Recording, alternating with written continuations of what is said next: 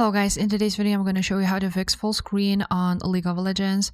This tutorial will be quick and simple. Just make sure to subscribe to this channel and leave a like on this video if you will find this guide useful. So first things first, this is the League of Legends client, and if you want to change the resolution here, you want to click at the top here gear icon. And after that, on general settings, you will see window size. So this is, you can basically just make it bigger if you want to, but this is not for the game itself. For the game itself, you need to go ahead and launch the game. So click start now. Now, once you are in the game itself, you're going to click escape and then the options will pop up. Then you're going to choose video option, just like so.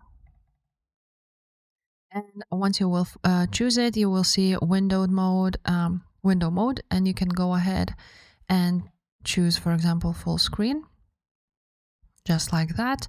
And you can also go ahead and choose a different resolution. So that's where you change it. Then you're going to click apply, and that's pretty much it. If this video was helpful, guys, make sure to subscribe, and I will see you next time. Bye.